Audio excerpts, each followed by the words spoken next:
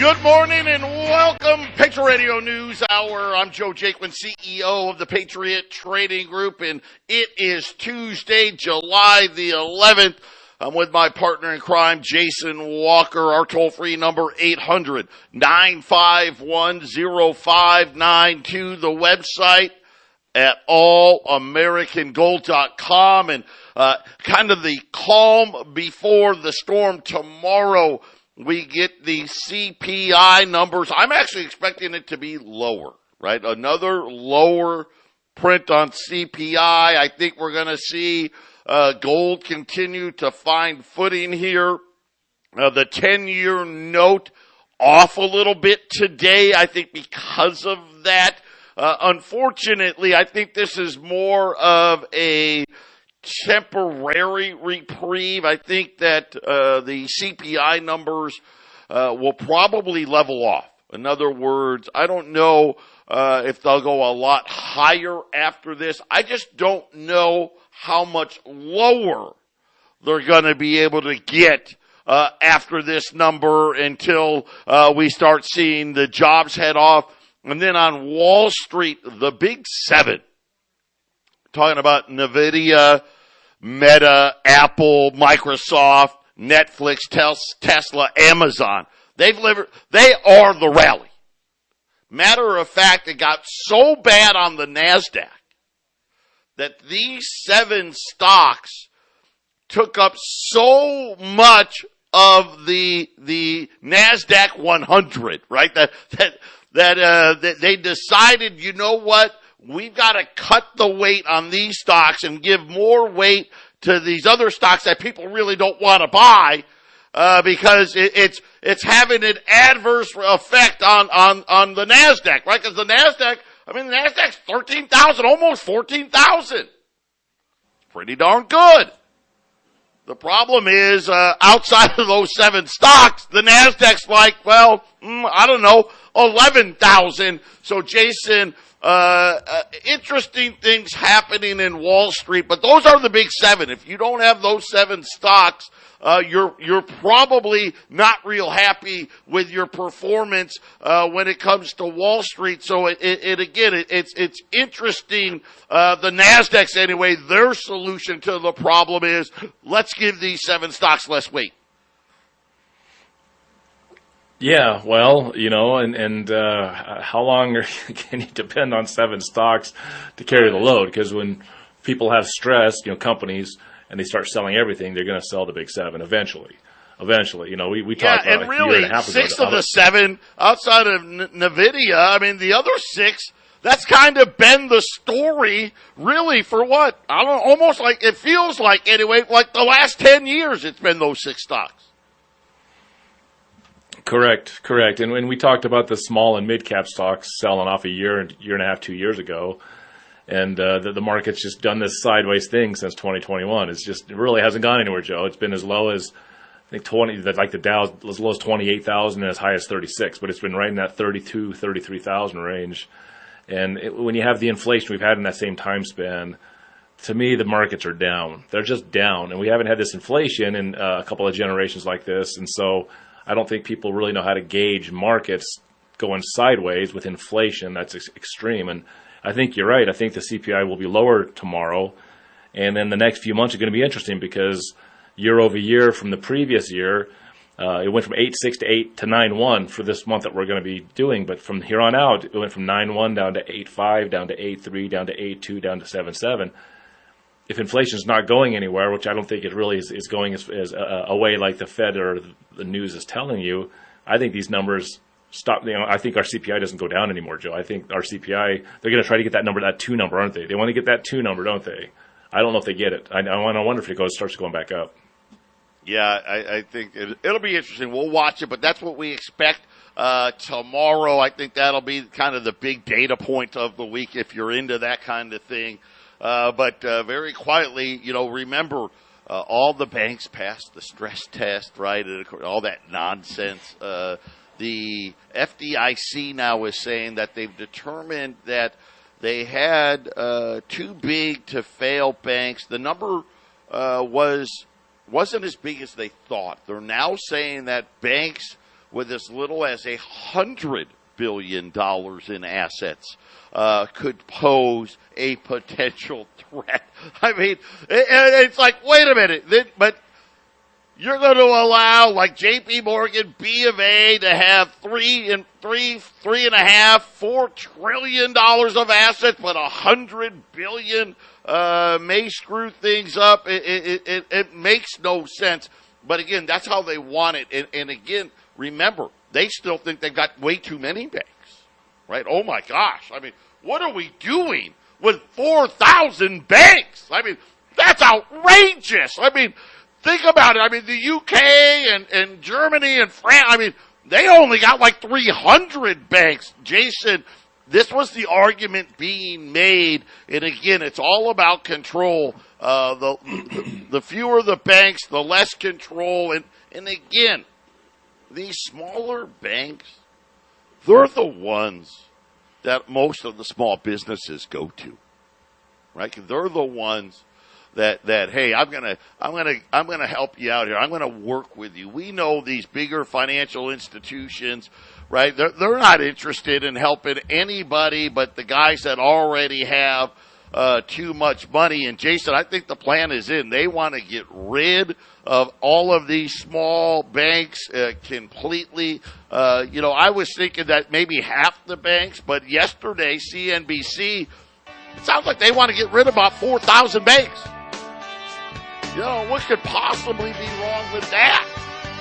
Well, apparently, Bank of America decided to pull a Wells Fargo. Yeah, I'll tell you about that one next. Maybe that could be a problem. I don't know. We'll be right back.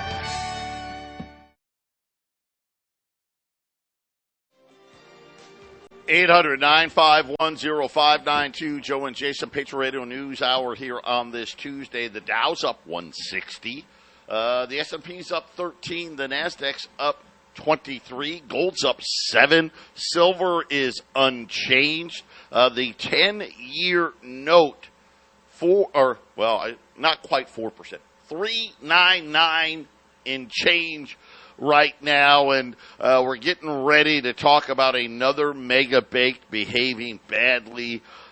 Jason will lay it out. Hey, we've been around this 33,000, between 28 and 37,000, and really most of the time right around 33,000 for years now, with inflation, using the Fed's number, 6-7%, you're getting nothing. And of course, if you don't have the big 7, you're getting a lot less than nothing. If you're tired of all that stuff, check out our friends at Y Refi, up to 10.25% return. Fixed.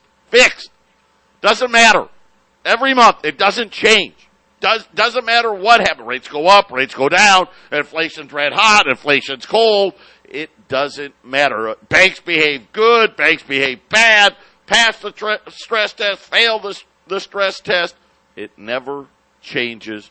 Check them out, investYrefi.com. That's the word invest, the letter Y, REFY.com. Or just call them, 888-YREFI-24.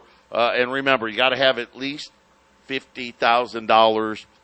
You can use existing IRAs. Some people can even use their 401ks. But Jason, very quietly, another major bank, another big bank, paying fines for behaving badly. This time, Bank of America doing a Wells Fargo. Now, it's funny because Wells Fargo had to pay a lot more. Now, of course, maybe because Wells Fargo got away with it for a lot longer. But federal regulators have fined Bank of America $225 million for, and I'm going to quote here, botching the disbursement of state unemployment benefits at the height of the pandemic. Okay, so that was one of the things they did. The Consumer Financial Protection Bureau fined them $100 million in a separate order. The Office of the Comptroller fined them $125 million. because they called it, they said that it's consumers who had issues with their accounts. They called it a faulty fraud detection program by Bank of America. Bank of America also failed to pay credit card holders their rewards. This one, we've heard of this one. Oh, they were charging people extra fees and creating fraudulent accounts. I mean, Jason, it's kind of like Wells Fargo all over again. Yeah, I don't trust any of these banks. They're in a fraudulent system, and so they've learned from the best. They've learned from the Fed. It's built in, I guess, Joe. I mean, they don't have a lot of threat from actually being punished for misdeeds. So why would they ever stop doing it? So it's I'm sure what you're reporting, Joe, is just the tip of the iceberg of the kind of stuff they actually do. Hey, they accepted.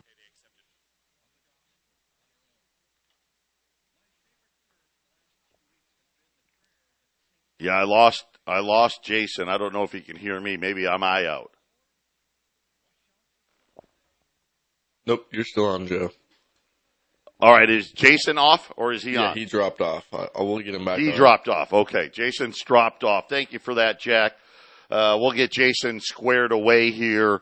Probably just the internet issues were probably happening. But according to the data, Bank of America was, quote, double dipping on fees imposed to customers with insufficient accounts. They were also denying credit card benefits, creating fake accounts, right? Doing all the usual bad bank behavior. Of course, though, B of A's defense is, well, you know what, though? We got rid of a lot of our fees, like insufficient fees and stuff, so therefore, we're really not that bad. What a bunch of nonsense. And now, let's face it, this is where they want everybody to be forced to be banking, but we'll keep our eye on it. $250 million, no big deal, right? No big deal for these big banks. I'm sure that they probably made out like bandits on all of these as well. And then how about Disney World and Disneyland? This is kind of interesting. Now, I think some of it has to do with the woke stuff, but apparently the parks are empty. This is big time park season, and according to the company that tracks wait times at the happiest place on earth are down dramatically. To give you an idea, the Magic Kingdom, normally over 4th of July weekend, you would wait anywhere from 30 to 50 minutes to get on rides. Epcot, same thing, 30, 40 minutes. Hollywood Studios, like 2022, you could be waiting, again, 30 to 50 minutes. Well, apparently in 2023, those wait times are 25 minutes or less. They said that the parks in both Florida and California emptying out. And I think it's probably a combination. I think it's definitely some of the woke stuff that Disney's been doing. And then on top of it, going to Disneyland, it cost a fortune. I'll tell you this. My wife and I, we used to do Disney a lot. We did. Growing up, both of our kids were very good athletes. They played very competitively on the basketball circuit. I'm talking about, listen, this is, 8, 9, 10, 11, 12, 13 years old, those years. And we spent a lot of time traveling to California to play in big tournaments. A lot of time in Vegas playing in big tournaments where teams would travel all over the place. So we would always, add a day. Hey, we're going to wink, wink, nod, nod. We'll add a day and go to Disney. And we used to be able, when we first started going, It was just under $100 for a park hopper. Not even $100. So, figure the four of us, well, it's probably, a little over $300 to do a day at Disney. Now, listen, we're talking, it's way over $1,000. Way over. And Jason, if you want to go during when, people normally go peak time, it can be even more than that. And forget about staying at one of the Disney resorts. You're talking, people go and people are telling me, hey, 3 days with the Disney resort, the park hoppers, they're talking about $7,000-8,000, and that's not staying at the nicest place that Disney's had. You can spend $10,000 in 3 days. It's outrageous what things are costing. Yeah, it seems like you can drop $1,000 just taking a weekend trip to the next town over, right? It doesn't take much to spend $1,000 anymore. I mean, let's face it. A couple of decades ago, your entire monthly expenses could have been $1,000, right? A couple of decades ago, right? Now you can drop $1,000 in a weekend just going to see a show somewhere and staying the night somewhere, right? Right? You go to one theme park close by. It doesn't have to be Disney World. The money just doesn't go as far. The money has been damaged. It says Federal Reserve note. It's their money, and they put inflation into the mix. It's into the recipe to steal from the average person. This is how they take your time and your efforts. Time and money are the same thing. Time is measured in the way in a way of money, and if someone creates a money and they equal it to your time, they can then take more of your time by devaluing their money. This is why you buy gold and silver, right, Joe? You have to protect your time. You have to protect what your time has earned and what you've saved with your time.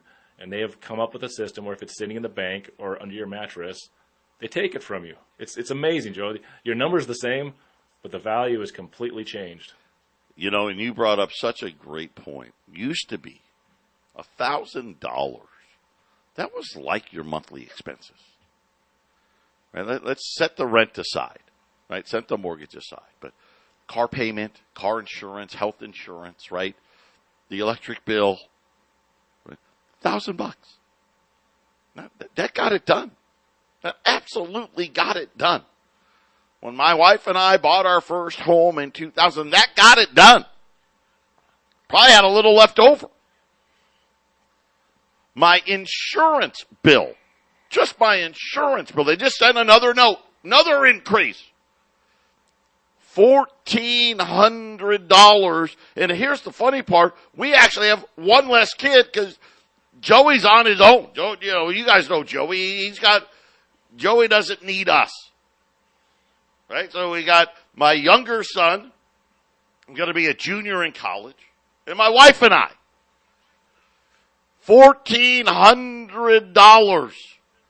Do you know what it was when I started at Patriot? So this would be 3 years after we bought our first house. $200. $200 for all four of us. Yeah, $1,400. Oh, by the way, and it's catastrophic. So the first $10,000's on me. Jason, again, talking about $1,000. The share of new auto loans where the monthly payment exceeds $1,000 has hit another record. Basically, let's put it this way. Every month, this number hits a new all-time record high. People paying over $1,000 for an auto loan. People paying over $1,000 for health insurance, right? It's 115 degrees. The electric bill is going to be $500 or $600. And by the way, they want to increase it 23% over the next 3 years. Like Jason said, this is the system we live in. They figure out a way to take it from us. Right? Are we sitting there? Are we asking for anything different than before? No. But all of a sudden, Jason, the ability to afford these things, and listen, rates are not done going up. I keep telling people that. This is going to get even more unaffordable. It is happening right before our very eyes. Now, why are not people at Disney? Well, some of them because they don't like Disney's policies, but some of them, Jason, I can't afford to go to Disney. I mean, that's just the bottom line. Yeah, and personally, I'm not a big fan of Disney anymore anyway, so they can have it. I'm not gonna, I could probably afford to take a trip there if I really wanted to, but why? Why would you spend your money on that company that really treats its customers really badly? Especially when with the entertainment products they're putting out. So beyond your housing and your food and then your energy, your next biggest expenses are transportation and communication. And you remember the old days, Joe, and hey, the Bell Company has a monopoly on phones and communications, and how much people would pay for long distance calls. Remember all that? How much do people pay on communications nowadays between your internet, your phone, and all that stuff, right, Joe? So much more. So much more. Yep. The phone bill used to be like $3. I mean, it was something ridiculous. I mean, it's nuts. But as a percentage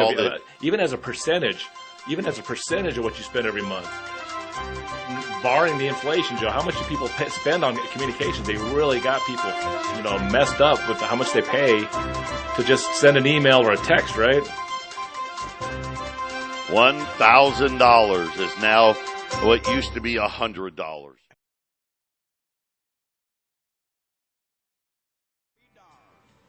$800-951-0592, Patriot Radio News Hour, Joe and Jason. Listen, that's what inflation does. And here's the sad part.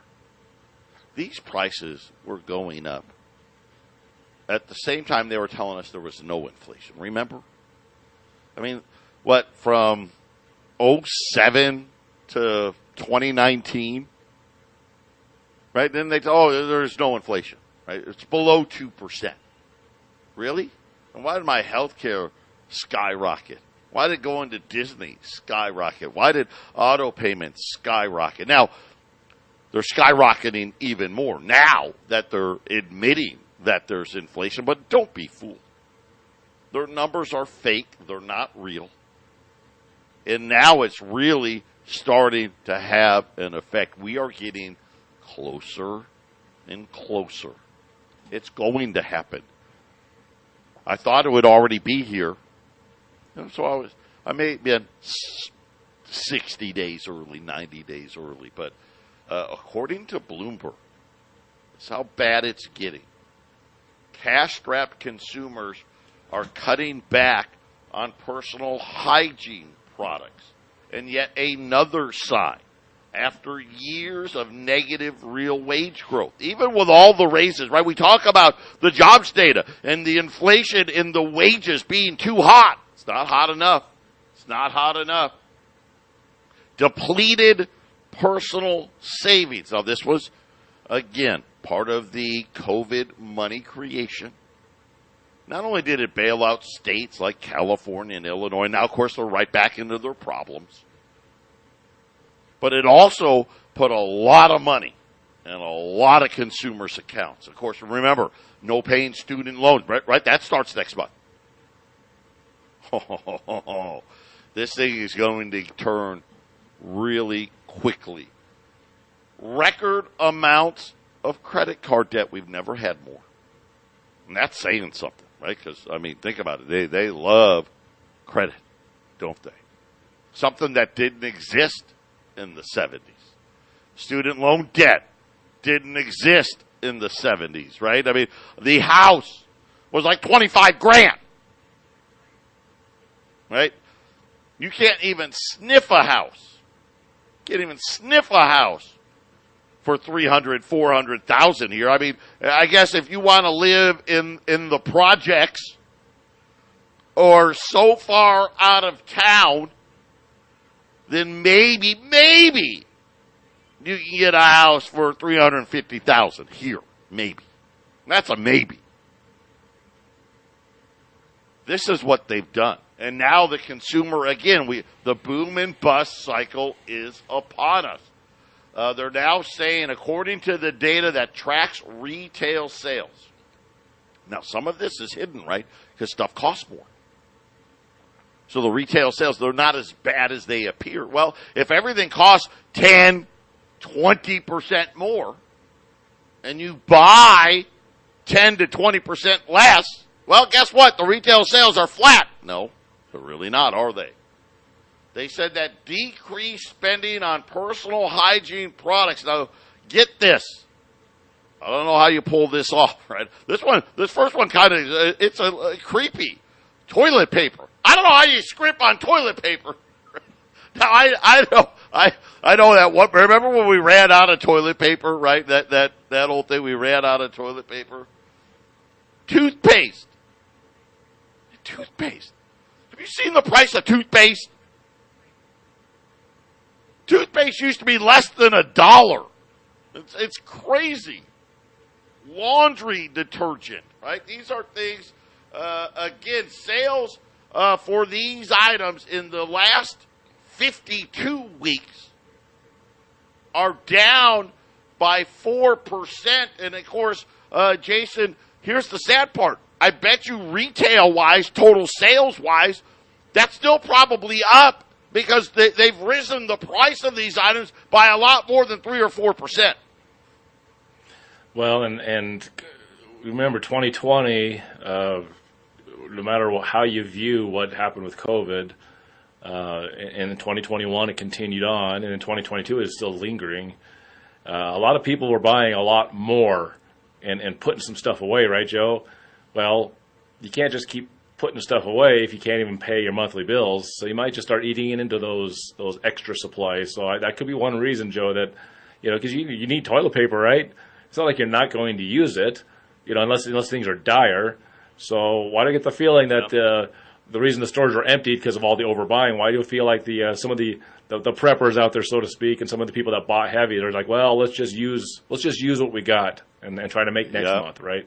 Yeah, and maybe what's going on. The trade down, right? I'm not going to buy the Charmin, right? I'm going to buy the off-brand, or I'm going to the dollar store, right, to get my shampoo and my toothpaste because I can't afford the brand that I want. We've seen it, auto loans. We talked about the average payment now over $1,000. We're talking almost now 20% of all auto loans, 1 in 5. A year ago, it was barely 1 in 10. I mean, this is how fast things are happening. And now, all of a sudden, Jason, they said auto loan demand has collapsed. And of course, right at the same time, the dealers are starting to get some of this inventory back, but nobody can actually afford to get a car, right? And especially a new car. I mean, forget about it. It's really amazing what we're seeing here very, very quickly. It's going to be really interesting how all this plays out. It really is, because we're starting to see way more signs now that the consumer's starting to struggle and not be able to do, hey, I can't buy the car. Can't do it, right? I'm going, my credit's not great, so they're going to whack me 10, 12, 14% on my interest rate. Or, hey, my credit's okay, but I still got to pay 7, 8, 9. I can't afford that monthly payment. And, oh, by the way, since I bought a nicer car, now my car insurance is going up. So between the higher payment and my car, Jason, they can't get it done. Yeah, and the car insurance will go up just because the price of the car is going up, right? The insurance companies have to pay more to pay out to fix these cars or to scrap them and to get the new one. The average new car interest rate, I was just typing as you were talking about, is in Colorado it's just under 7%, and on a new car, and it's over 10% on a used. In Delaware, it's 7%, over 7% for a new car loan. New car loans, Joe, 7%. That's with good credit. 11%, over 11% on a used car. So those, inflation's bad enough, but the interest that you have, the amount of money, the quality of money that you have to put down to buy the products is way up too. So interest inflation. Interest inflation, boy, that's a one that we haven't heard in a couple of decades. They've been so low. Patriot Radio News Hour will be back right after the break.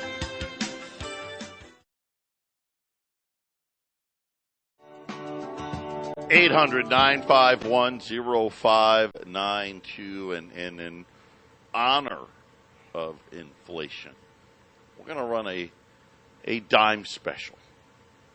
Silver and gold dimes. So the pre-1965 silver dimes. Right? Remember, this is what they've done to inflation, right? Our dimes, our quarters, our half dollars used to be made with silver. Well, silver got too expensive. What do you mean it got too expensive? Silver didn't change. It was the value of the money that changed. So one of these $5 rules, that's 50 dimes. In 1964, it was worth $5. Right Today, I've got them on this special. If you buy one roll of dimes, that's $115. I mean, let's just. And I went to public school, so I need to use my calculator to do the math for me. But that's 23 times. Right, it's 2,300% increase for 50 silver dimes and a 1/10 ounce American Gold Eagle. Right, that's the golden dime. They're the same size, and they're both the size of a dime. Well, one's got silver, one's got gold. If you got one of each, right? So one roll or 50 dimes. And one 1/10 ounce American Gold Eagle, it's $380 for the pair. If you buy 5 of each, you're going to save a little money. 5 rolls of dimes, 5 10th ounce, that's $1,800. So you're going to save $5 on the dimes, on the roll of dimes, $5 more on the roll of 10th ounce. If you buy 10 of each, you're going to save another $10 a package. So 10 rolls of dimes and 10 1/10 ounce, $3,600. So we've got all sizes here. You want one of each, one roll and 1/10 ounce Gold Eagle, $380. You know what? This thing cost in 2000, probably didn't even cost $60. Probably didn't even cost $60 for a 10th ounce and a roll of dimes in 2000. It's $380. You buy 5 of each, 5 rolls of dimes, 5 10th ounce, you save $10 a package, $1,850 for 5 of each. If you buy 10 of each, save another $10 a package, or $20 off if you buy one of them. 10 rolls of dimes, 10 gold, 10th ounce, $3,600 at 800-951-0592. And Jason, with what we see is coming, yesterday's announcement over the weekend that the BRICS is going to be introducing some form of a gold-backed currency.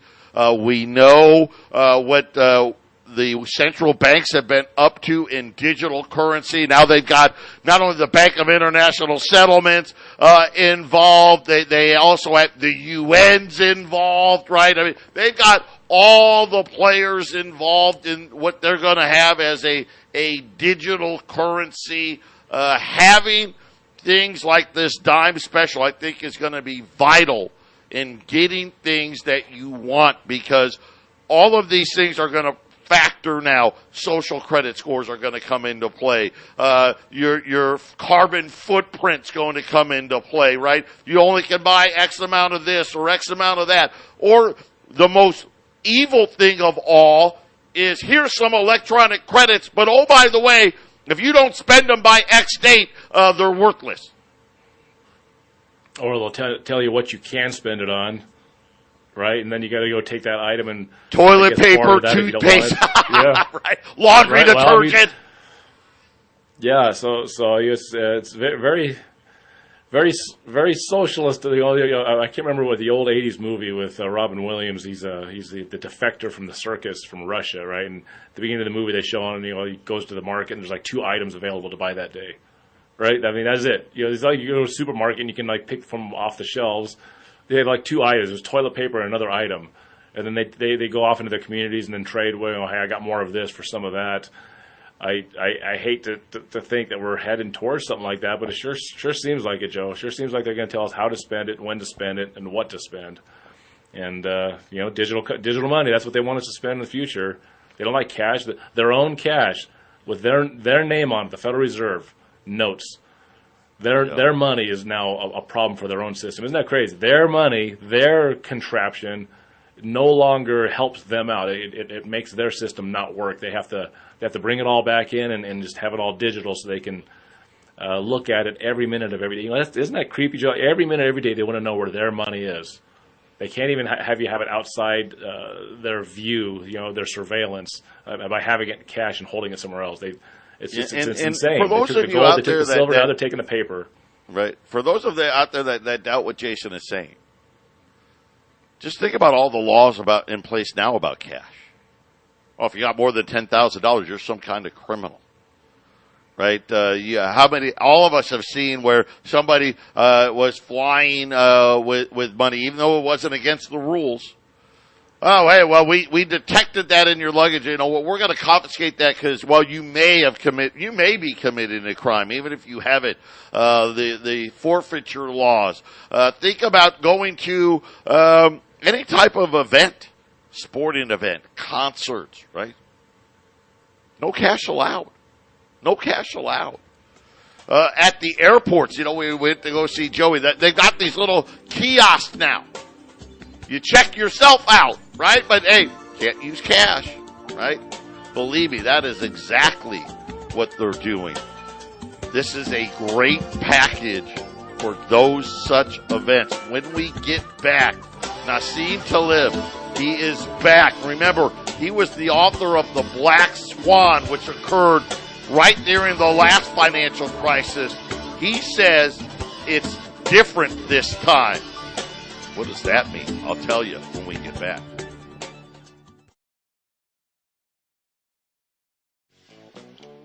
$800-951-0592. The All About Dimes. Silver dimes, golden dimes special.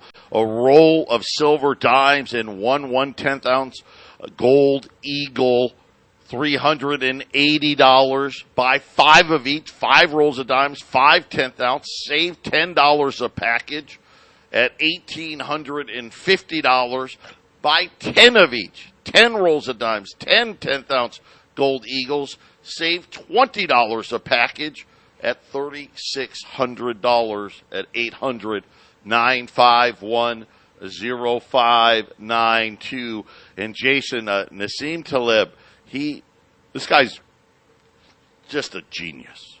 I actually got his book, The Black Swan Event, right? The Black Swan. This was before the financial crisis.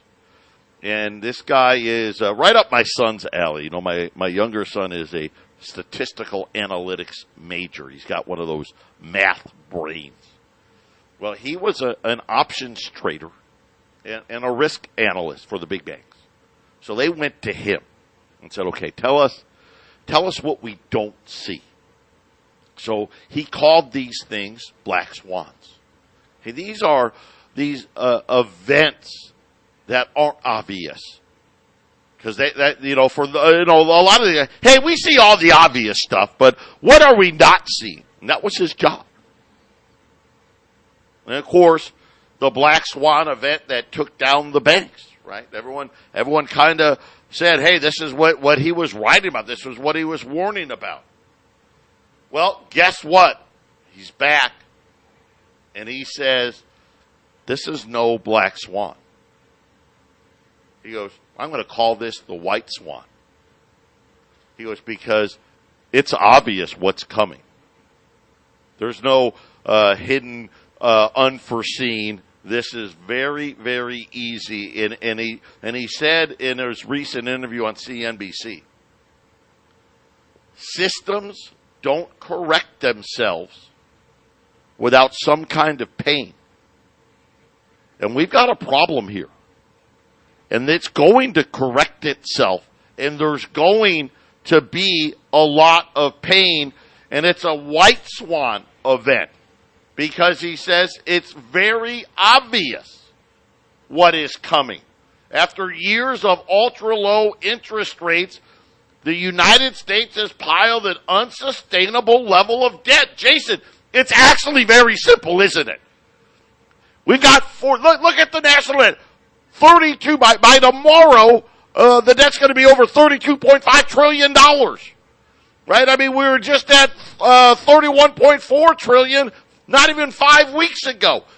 It's unsustainable. Look at what's happening to the consumer. Look at what's going on. Car payments over $1,000. Can't even get health insurance unless you work for a company that is helping flip the bill. You can't even get health insurance for less than $1,000. Right? I mean, remember boats? The joke. Oh, you bought a boat? Yeah, break out another 1,000. Yeah, it's break out another 1,000, Jason, for just about every expense you got now. As long as the U.S. government supports the Fed, and the Fed keeps printing the money for the U.S. government, and the people of America and people across the world want to keep spending Federal Reserve notes, it'll just keep on happening. I mean, let's face it, Joe, if you're in a debt problem, and you can't afford your payments anymore, you just go bankrupt. But I don't hear anybody want to talk about bankruptcy and with America's debt. So print it up, right? These guys just print it up. Keep paying it with fake money. Everyone has faith in it, Joe. Yeah, right up until they don't. I don't think the BRIC nations do. 800-951-0592. Jason and I coming right back with the Half Empty Cup.